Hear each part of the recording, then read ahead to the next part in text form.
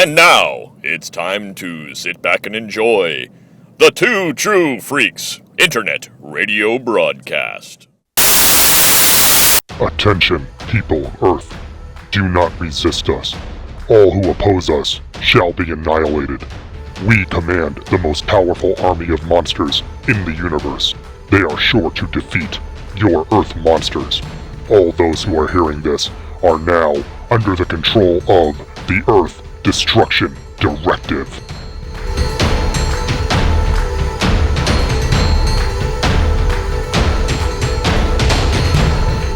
Hello everyone and welcome to Earth Destruction Directive.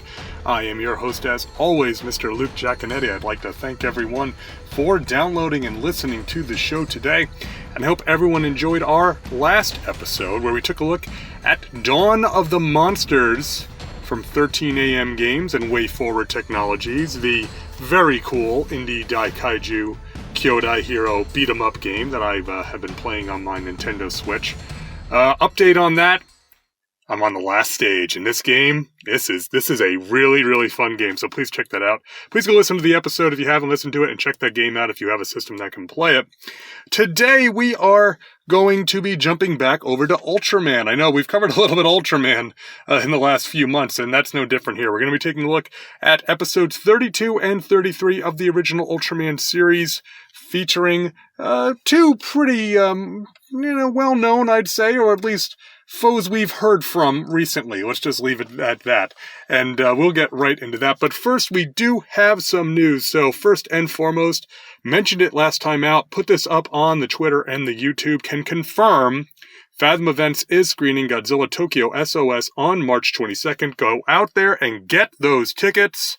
I'm going to be traveling, so I'm not going to be able to see it personally. A little disappointed, but, I didn't get to see GXMG last year, so not too bad that I can't see Tokyo SOS when I already didn't see the first one. Check out fathomevents.com for locations. I'm a little bit spoiled. I've got several locations here around me that do the Fathom events, but check that out. You can find, they'll let you just put in a zip code. You can find a location of a theater, hopefully near you. So go and check that out on the big screen. In other movie news, The Lake, which is a Thai film, is available as of this month here in the US. The official description goes like this. A gigantic and bloodthirsty monster emerges from a lake after its egg is stolen and unleashes its fury on a town's inhabitants, leaving a trail of destruction and death in its wake. The town of Buangkan, now cut off from the outside world, must mobilize its officials and citizens, as well as a group of scientists that are in town conducting research, to catch this predator before it's too late. Now, the physical monster effects in the trailers look real sharp. Definitely should appeal to Daikaiju fans. Looks very creepy. Looks pretty scary, honestly, too. So I'm very eager to see this. Movie can be streamed on Apple TV. It can be purchased via iTunes, or you can buy it on Blu-ray via the Epic Pictures website, which is epic-pictures.com. That's the outfit that is releasing this film. We've seen a few trailers for this in the last couple of months. This looks like it could be a good time, so I'll have to see if I can pick that one up. And finally, in Mockbuster news, Ape vs. Mecha Ape, the sequel to Ape vs. Monster, is set to be released on March 24th on Video On Demand. The official synopsis goes, recognizing the destructive power of its captive giant ape, the military makes its own battle-ready AI mecha ape. But its first practical test goes horribly wrong, leaving the military no choice but to release the imprisoned giant ape to stop the colossal robot before it destroys downtown Chicago. Okay, the film stars Tom Arnold, although no word on whether he's playing the ape or the mecha ape. So, we'll have to see on that one, I guess. No word on a physical release, although these Asylum movies... Oh, did I mention this is from the Asylum? Yeah, this is an Asylum movie. They usually do get physical releases, so more on that as I hear more on it. We have seen the poster. I mean, the Asylum posters are always fantastic. I make no statements about the quality of the film, but the poster is certainly nice. And as far as Ape versus Monster, stay tuned. And that's all I'll say on that.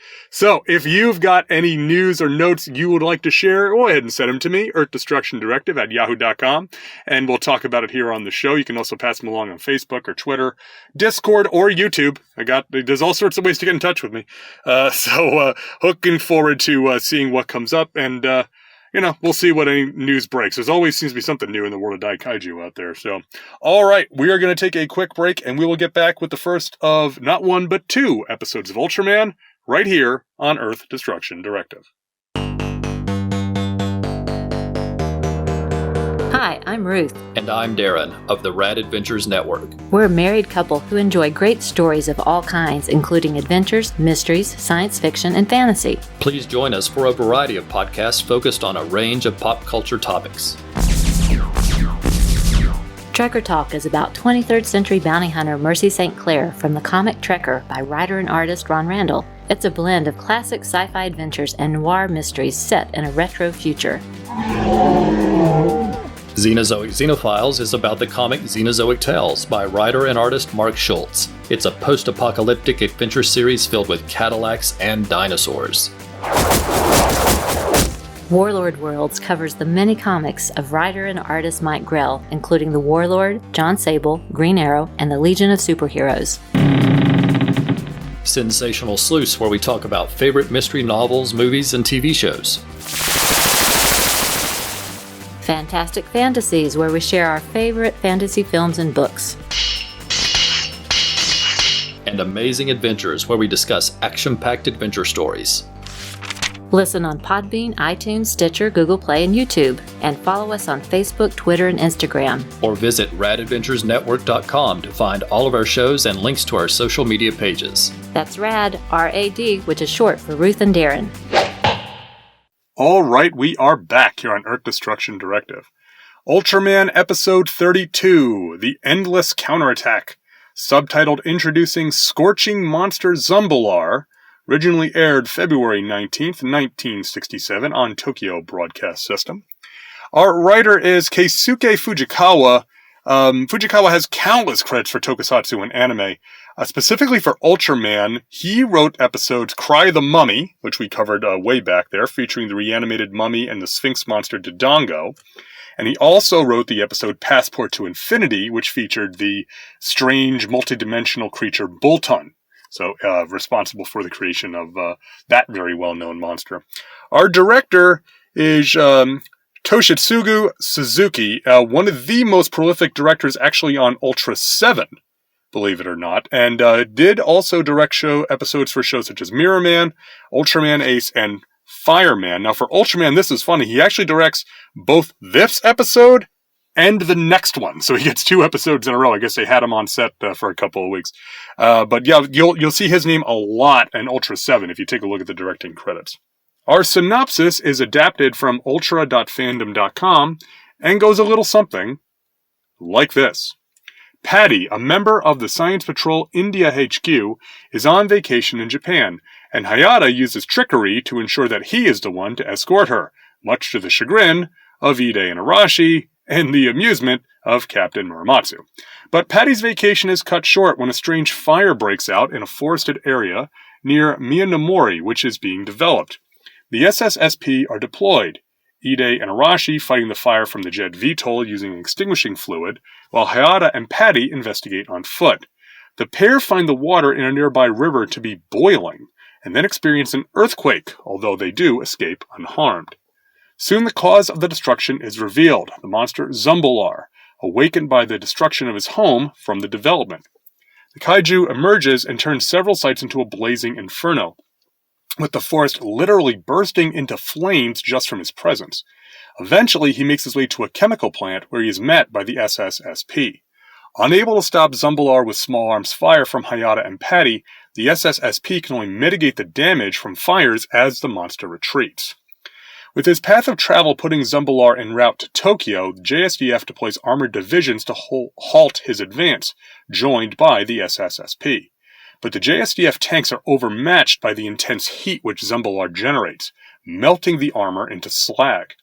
The jet VTOLs do not fare much better, with their freezing bullet weapon failing to slow down Zumbular. On the ground, Patty, injured from the previous encounter with the monster, agrees with Hayata that she cannot support a frontal assault, giving Hayata the chance to change into Ultraman. Zumbalar's temper seems to match his temperature as he charges directly at Ultraman, sweeping the hero off his feet with his tail and then using his tail to attack Ultraman's eyes. The battle gets even uglier as Ultraman pins Zumbalar's jaws closed with his hands and then slams the monster's head repeatedly into the ground. Ultraman then presses Zumbalar above his head and slams him to the earth, finally finishing the monster off with the Specium beam. Afterward, as the SSSP flies over Tokyo, the team muses on the cost done to the natural world for the creation of their modern city. Fuji hopes that Patty will enjoy the rest of her vacation, to which Patty replies that she's already seen 3 of Japan's specialties: earthquakes, monsters, and Ultraman. Now, as the name implies, this is an action-packed episode, so let's get right into the notes. The beginning of this episode is among the funniest moments in the entire series so far. Hayata, under the gaze of fair play, tricking the other members of the SSSP to ensure that he will get to escort the young lady from the India HQ is just plain funny, but also gives us some insight into Hayata himself. Often in this series, Hayata is the straight man to Ide and Arashi, but here, his smarts are the focal point. Given that Ultraman is the dominant personality in this series, I do have to wonder, what is his motivation? My personal theory is that Patty stirs feelings in Hayata's subconscious that Ultraman can sense, and decides to investigate to continue to learn more about humanity. It is plain that Hayata does care for Patty in some capacity, and her for him, but we never find out if they have a history or ever meet again. For now, we can simply take it as we get it here, and leave the rest to the fanfic writers. Speaking of Patty, she is played by Japanese actress Anu Marie, who sometimes is credited as Anne Marie, who would later pop up in both Ultra 7 and the original Kamen Rider. From her name, I assume that her character is supposed to be Indian, despite being played by a Japanese actress. The character is mostly portrayed as a competent field agent who continues to press on in her duties despite being injured.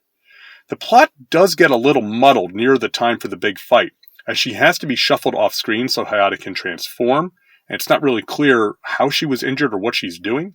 Still, Patty is a positive representation of a female SSSP agent, which I mostly note because Subaraya was not always as progressive with their handling of women's roles as, say, Toho was in this period. The story of the episode is, except for the visit from Patty, fairly standard monster on the loose fare. Modern life encroaches on the domain of nature, not maliciously in this case, and some long-dormant threat from the natural world awakens, unleashing itself on the unsuspecting populace. What I enjoyed about the episode was that, using this basic framework, Fujikawa makes several subtle choices which enhance the threat being presented.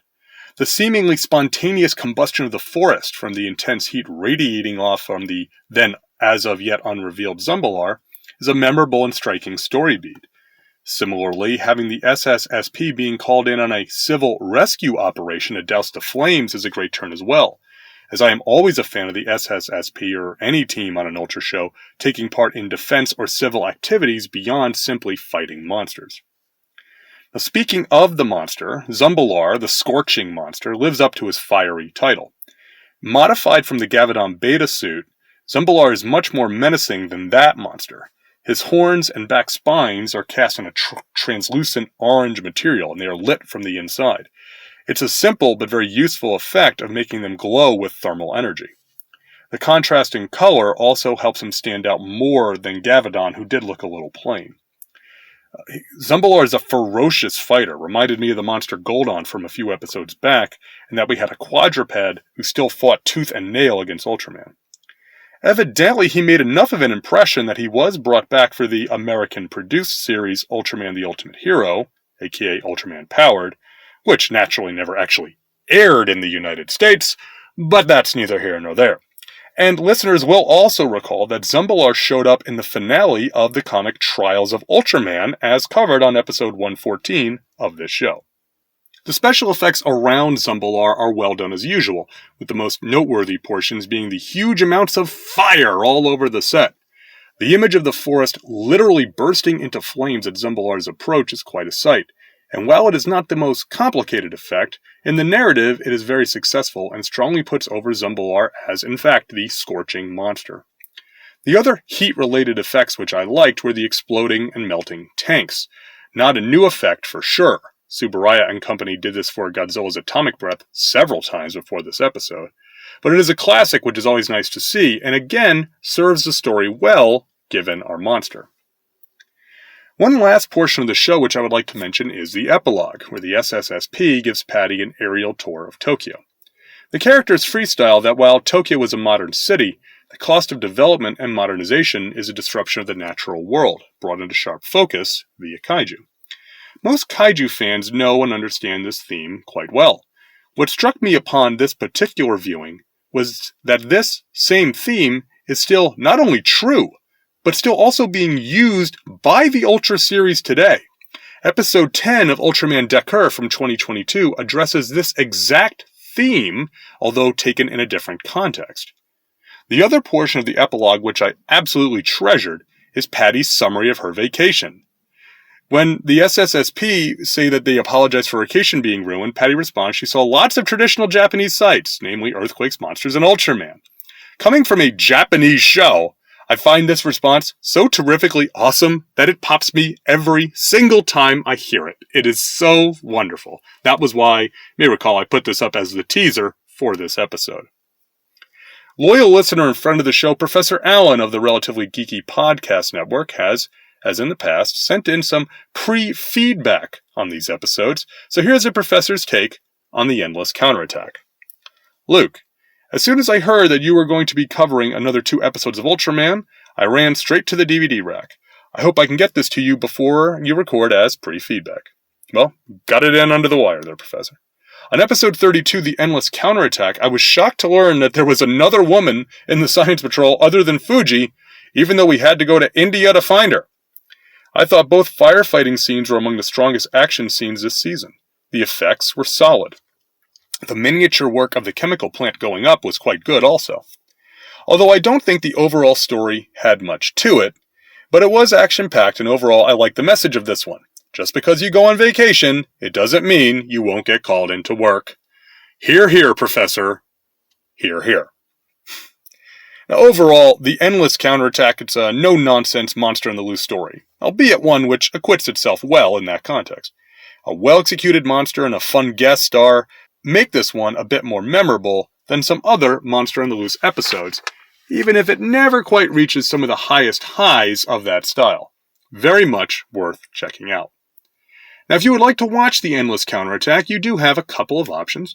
You can pick up the original series on Blu-ray from Mill Creek, which I do believe when you buy it now still will include the Movie Spree digital copies, whatever that's worth at this point. I want to say that if you buy those older sets, they'll still have the code and you'll still be able to redeem the code on Movie Spree, but of course you can't buy them directly off Movie Spree anymore for digitals. Now, if you want to stream it, the episode can be streamed for free, albeit with ads, on Shout Factory TV. There's a lot of Ultraman content on Shout Factory TV, which is streaming with ads, so you can check it out there as well. So now I throw it to you, the listener. What do you think? Have you seen The Endless Counterattack? Do you like the monster Zumbular? What about, Patty and other agents from around the globe? Do you think she had an accurate representation of Japan, saying it was earthquakes, monsters, and Ultraman? Hit me up. EarthDestructionDirective@yahoo.com. We'll talk about it here on the show. All right, we're going to take a quick break and come back with our second episode of Ultraman right here on Earth Destruction Directive. This is an imaginary podcast, which may never have happened. The Shortbox Showcase. But then again may have. About a father and daughter. I'm Professor Allen. And I'm Emily. Who came from Ohio and talked about comics. Walking Dead. Tintin. Black Lightning. White Tiger. It tells of their rise to glory, when the great guests were yet to be booked. Let's put it this way, Shogun Warriors wasn't going to win any Eisners. And the great feats of editing not yet performed. This is Ultra 7, this is Ultraman Jack, and this Ultraman Taro, and this Ultraman Leo, and this of how they spoke at length. This continuity is really the brainchild of nitpicking nerds the world over. But to be fair, the best kind of confession is the Force confession. And reviewed in brief tales that explore creatively the bounds of a given character's history. Red Sun is wonderful with a very strange ending. Of brilliant creators before their fall from grace.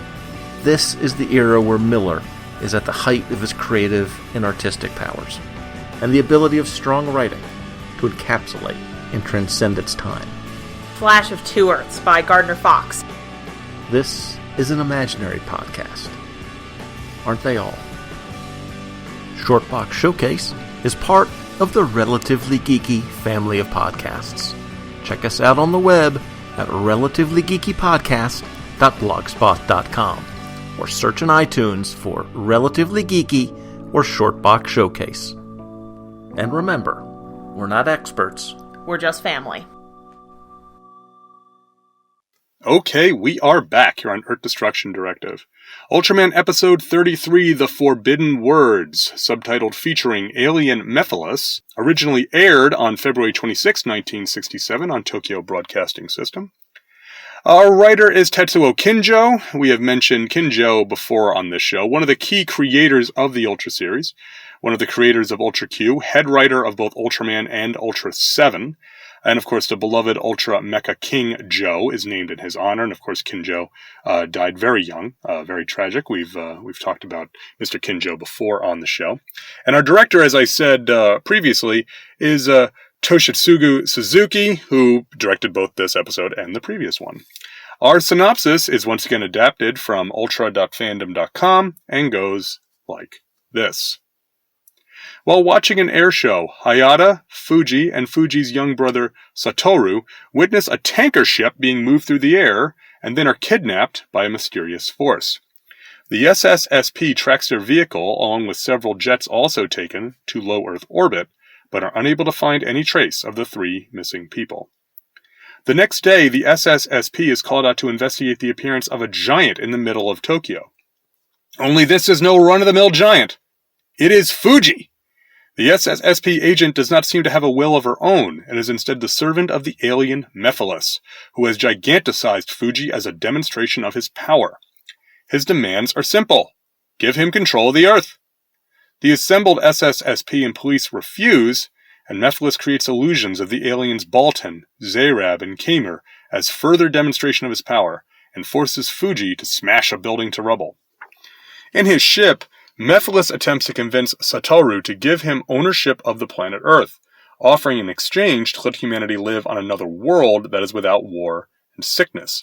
However, Satoru steadfastly refuses, saying that he is an Earthling and will only be happy living on Earth.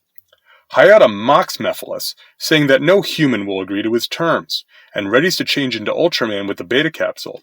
Mephiles, though, freezes Hayata in place before he can transform. The Science Patrol learn the location of alien Mephiles' starship and mount an attack on the malicious alien's craft. Mephiles retaliates, but is forced to retreat, growing giant. The Science Patrol infiltrate the ship and rescue Fuji and Satoru, but cannot move the immobilized Hayata and are forced to leave him behind. The rumbling of the assault on the ship causes Hayata to fall over, striking the Beta Capsule and transforming him into Ultraman. Ultraman faces off against Mephiles. However, the two combatants prove evenly matched. Every attack which Ultraman attempts, Mephiles is able to counter. Finally, Mephiles calls off their battle, saying that there is no point to continue. Mephiles accepts his defeat by Earth and the child Satoru, but vows that one day a human will agree to hand the Earth over to him. With this warning, Mephiles disappears. Hayata then rejoins the other SSSP members and congratulates Satoru for his courage. A lot to unpack on this episode, so let's get into the notes. Alien Mephiles is one of the most intriguing opponents we have seen Ultraman face so far. He seeks to conquer Earth, true enough, but his methods are much different from other aliens such as Baltan and Zayrab. He uses deceit and trickery to essentially try to steal the Earth. Even his name, Mephiles, it's a play on the German Mephistopheles, the demon from Faust, with whom the titular character makes his deal. That is much what Mephiles is trying to do with Satoru. Make a deal with him, which appears to be in the favor of humanity, but ultimately only serves Mephiles. Mephiles is very much the opposite number, or what we more popularly today gets referred to as the Dark Mirror of Ultraman. Beyond the physical appearance and skills, The two aliens' opinions of humanity inform this relationship. Ultraman, who loves humans and all of humanity, outright mocks Mephiles for his belief that humanity could be tempted to give up their home planet. This leads to a great exchange, as Mephiles asks Ultraman, in Hayata's form, is he human or an alien? Hayata simply responds, I am both. But beyond the in-universe explanation, wherein Hayata and Ultraman are in fact sharing one body, this is another instance of Eiji Tsuburaya's Roman Catholicism being reflected in this series. Christian listeners will know that Jesus Christ was both fully human and fully divine, driving home this allegory. Furthermore, the setup here of the obviously demonic Mephiles being dismissed by Ultraman after tempting Satoru recalls, in spirit if not in details, the temptation of Christ. It's also interesting that Mephiles was designed by longtime Tsuburaya sculptor To Narita to not look as threatening as the other aliens. I'm totally speculating here, but this makes me think of the idea that the devil can take many forms in his attempts to tempt and trick humanity. Now naturally, I must mention, of course, that Mephiles is one of the opponents battled by Ultraman in the recent film Shin Ultraman, and he similarly uses dishonesty to trick humanity. In the film, Mephiles is also able to take on a human form, all the better to appear friendly and non-threatening to the populace of Earth. Of course, in Shin Ultraman, Mephiles is much more successful since he chooses for his targets people who are much more easily swayed by temptation, namely elected government officials. Anyway, Mephiles is a very notable opponent from Ultraman and stands out amongst the other aliens. Beyond the allegorical content, there are several other memorable turns in this episode which I think make it stand out. As I said, Mephiles' method of conquering the Earth is almost outlandishly simple on the surface, but if you really think about it, it probably has a better chance of succeeding than an actual physical invasion. His demonstration of power by creating illusions of the past aliens is a nice touch as well, including the first color appearance of the alien Kemmer, the first time a foe from Ultra Q has actually reappeared in this series, something which we'll see character and monsters and aliens reappear many times down the line in the Ultra series, but that's the first time we get it here. And the final battle with Ultraman and Mephiles going tit for tat back and forth, it's unique, as is the fact that the battle ends inconclusively, with Mephiles simply leaving rather than continuing what he saw as a pointless fight. As he says earlier in the episode, I detest violence. One odd thing about that fight is that in the Ultraman video game, which we covered for the Game Boy a long time ago, but also the Japanese Super Nintendo version, you do in fact fight Mephiles, and that's how the fight ends. You'll remember in that game you had to wear opponents down until their life bar said finish, and then hit them with the Specium beam. When you do that against Mephiles, he blocks the beam with his beam, and then it's in Japanese, but one can assume that he has the same conversation that he has here, saying that one day someone will give him the Earth and he'll return, and he disappears. So that's a very obviously important part of the Mephiles story. They even kept it in the adaptation. Now, of course, the biggest standout moment of the episode is Giantess Fuji.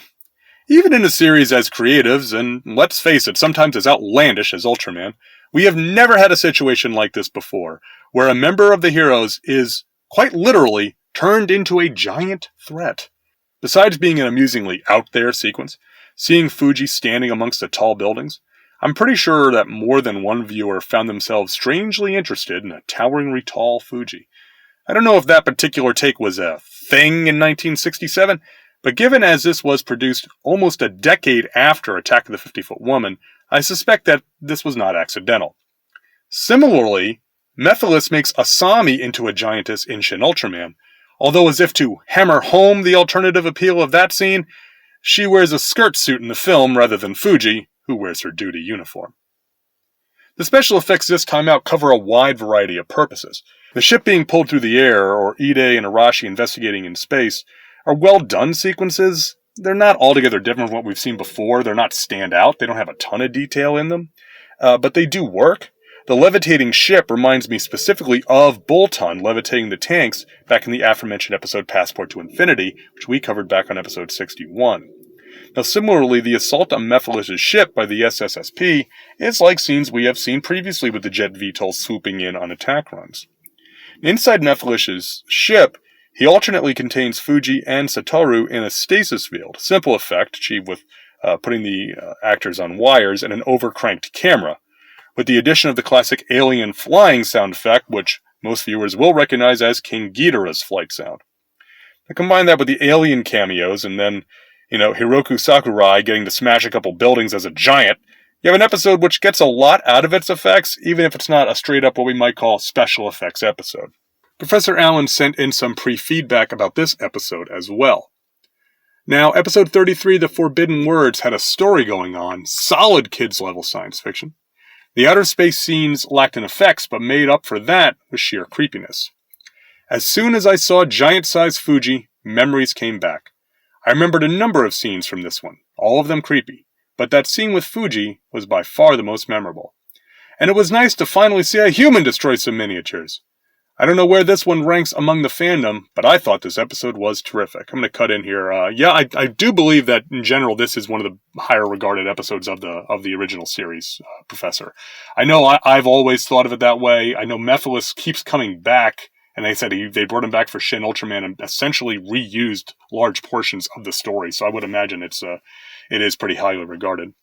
Professor continues, can't believe how fast we are approaching the end of the series. Me neither, Professor. We're on the home stretch here. Keep up the good work, Luke, and keep them stomping. Thank you, as always, Professor. Always appreciate your thoughts and feedback on Ultraman. Overall, The Forbidden Words, it's a superlative episode of the series. To me, one of the must-watch episodes of the series. Mephiles is one of the best enemies which Ultraman has ever faced. The story is thought-provoking and creative. Sometimes these more experimental episodes end up being a little strange in the final product, but that is absolutely not the case here. This one gets a very strong recommendation. Now, if you would like to watch The Forbidden Words again, you can check it out on Blu-ray from Mill Creek, or it can be streamed with ads at Shout Factory TV. And as I said, is included on the Movie Spree streaming service if you have that Blu-ray or bought it digitally, before the Movie Spree storefront was determined to be no longer profitable. So once again, I throw it to you, the listener. Have you seen The Forbidden Words? What do you think about Mephiles? What's your take on the reading of this as Christian allegory? Do you think Mephiles' plan is going to work? At some point, is he going to find someone to agree to give him the Earth? Let me know what you think. Write me, earthdestructiondirective@yahoo.com. We can talk about it here on the show. All right, we're going to take a quick break and come back to close out the episode right here on Earth Destruction Directive.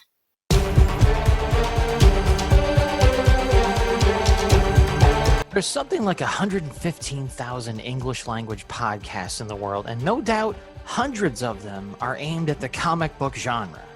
There are sci-fi comic podcasts, horror comic podcasts, war comic podcasts. But do you know what we need? You guys crazy enough to combine those fields and make a podcast of their very own? Yes. It's the answer to a question no one asked, so that's why we are answering it. Such a gaping hole in the podcast landscape must be filled post-haste. Did you really just use the word post-haste? The Weird Warriors podcast covers the Weird War Tales comic book series published by DC Comics from 1971 to 1983. Along the way, we'll also check out other horror and war comics published by DC, Marvel, Charlton, and any other targets that may present themselves to us. I have the war books, and he has the horror books. So if you're ready to take a nice, relaxing look at the hell of war in comic book form from the age of the caveman to the distant future, then report for duty by subscribing to the Weird Warrior podcast. Brought to you by the Brothers Spleen, wherever fine podcasting provisions are issued. Vampires! Aliens! Dinosaurs! Alien dinosaurs! There's something for everyone. General Sherman said war is hell, but do you know what else is? Weird. For our purposes, yes. So tune in to the Weird Warrior podcast today. Do it! That's an order! Yes, sir! Don't call me sir, I work for a living. But we're not getting paid for this. Dang! Well, I'm Max. And I'm Rich. And we're going to be bringing you the Weird Warriors podcast, where we will promise to make war no more. All right, we are back here on Earth Destruction Directive.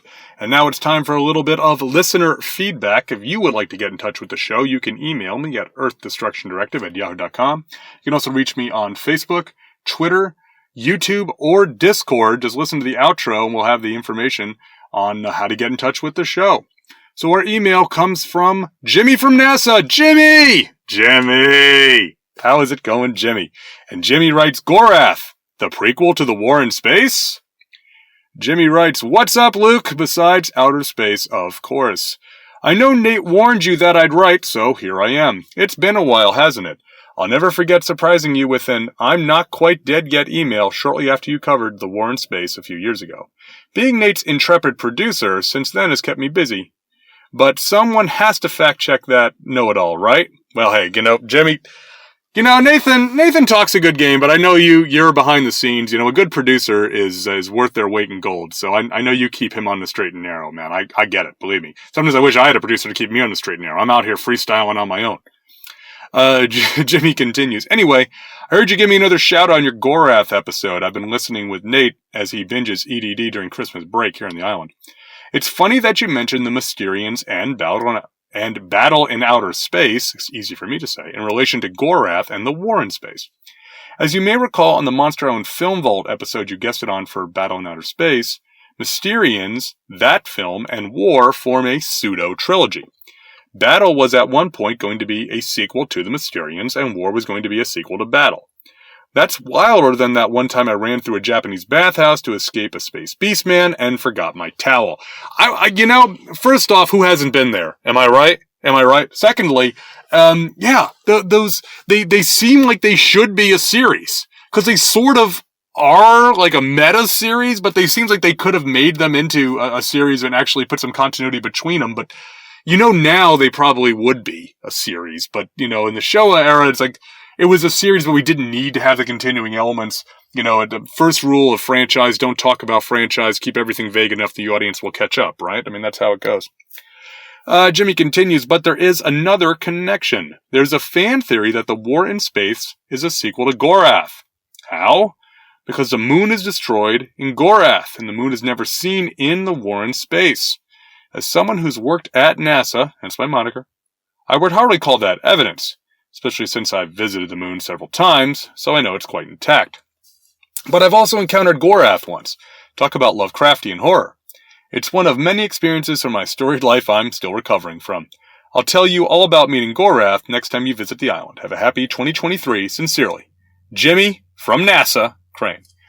Jimmy, first off, thank you very much for writing in. Always good to hear from you, man. Glad you're doing well out there in the island with Nate.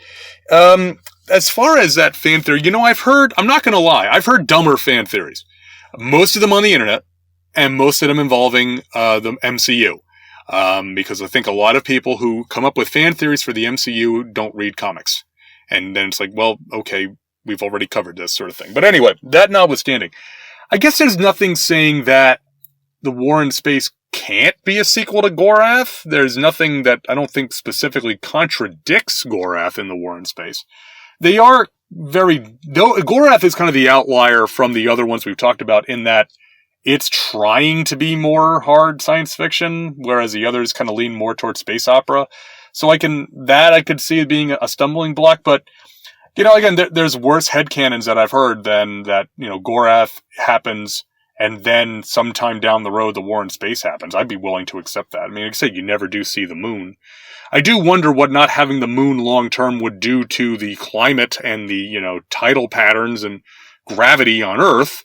But, the War in Space has other things to worry about. It's like, we got to get a ship where they shoot fighters out like a revolver, chamber on a revolver. So, we don't got wartime worry about ecology or anything like that. Anyway, Jimmy, thank you very much for writing in. Always glad to hear from you. And, like I said, keep Nate straight out there because Lord knows he needs it. Am I right? So social media love, likes, shares, retweets, thumbs ups, all that good stuff. For the last episode came from Robert Ludwig, the most sane man among us. The Trekker Talk podcast. That's Darren and Ruth, the kind and lovely Sutherlands. Derek WC from the Fanholes podcast. My brother Jason Giaconetti. Kirk Spencer, Big Five Army. 13 AM Games. Hey, we covered their game and they gave us a like. Check it out. Brorad, The Telltale Mind. Billy D, aka Doc Strange. Jason Wilder. The Grind Bin Podcast, Common Rider Double A. Hey, the aforementioned Nathan Marchand and Jimmy from NASA, together they are, the Monster Island Film Vault. Crystal Lady Jessica, the Henshin Men Podcast, the Power Trip Podcast, aka the Two-Man Power Trip Podcast, we all know that's what I call it. Professor Allen, Damon Threet, Gunhead Candy, Chuck Rodriguez, Tim Elliott, Chris Mounts, Mr. Lomax, Gene the Podcasting Machine Hendricks, Brian Sever, Samuel L. Morant, and John Vanover. Thank you very much for all the love and feedback on social media. Definitely appreciate that. Helps get the word out of the show. I say it all the time, a podcast like this is a labor of love. So fans out there, listeners out there, anything you can do to get word out is really, really appreciated. Again, and that's any show you listen to, whether it's Earth Destruction Directive or whatever that show is. Just giving them that retweet, giving them that like, that share on Facebook or what have you. If it helps one new listener find the show, it's totally worth it and is very much appreciated. Also like to take an opportunity, of course, to say that Earth Destruction Directive is for everyone. If you want to be part of the giant monster scene and you're interested in giant monsters, you're just learning about giant monsters, you've been a giant monster fan for longer than you can remember, and your friends and family are sick and tired of you chewing their ear off about them, you're welcome to interact with this show in any way that makes you feel comfortable. I said you can reach out to us on the Discord. I'm going to try and put that link in the show notes again for the Discord, and see if I can put a permalink on the YouTube as well for the Discord chat. And we've had a few new listeners come in onto the Discord, and it's fantastic. That ability just to chat with other like-minded kaiju fans is wonderful. But again, we're not a gatekeeping show. We're a show for the people, and if you want to be part of it, you can come and interact with us and give me feedback or whatever you want to do. So all are welcome at Earth Destruction Directive. So now we must once again be always looking forward over the horizon and what is coming next. So we're gonna go back to do some more comics. I know we did comics back to start the year. We're gonna go back and do some more comics, but we're not gonna do Ultraman. No, we're gonna be taking a look at issues 3 and 4 of Ross Radke's Stomped. Now you remember back during the Kickstarter for 4, we did have Ross on the episode to talk up the series, and we've covered issues 1 and 2. I am very excited to cover issues 3 and 4 of this very exciting indie Daikaiju comic. So please come back for that. As I'm recording this, I just got an update from the Kickstarter that the physical rewards have started shipping for the Stomped 4 Kickstarter. So keep an eye on the YouTube. Maybe we'll get a package that we can open up and take a look at that. That should be a lot of fun. So hope everybody enjoyed this episode, taking a look at our 2 episodes of Ultraman, and hope everyone will come back for our next episode, taking a look at Stomped 3 and 4. And until then, keep 'em stomping.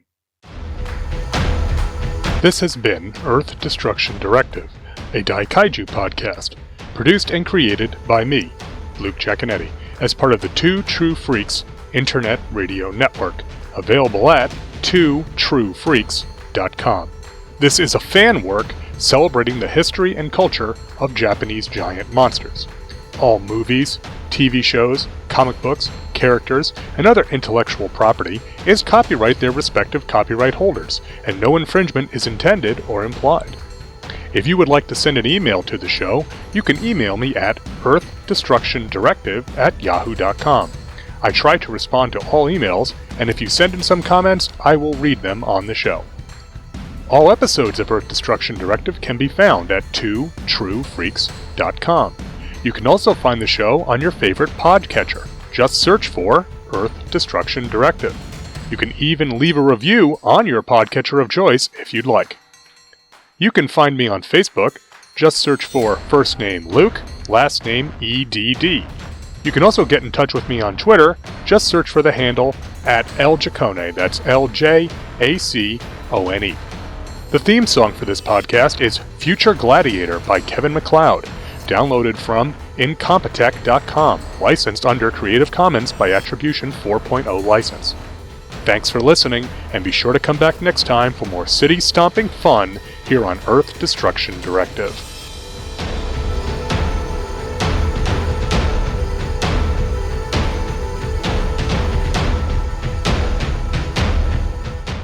Tune in next time to hear the crusty old podcaster from Oklahoma say, "There's a WTF moment if I ever saw one.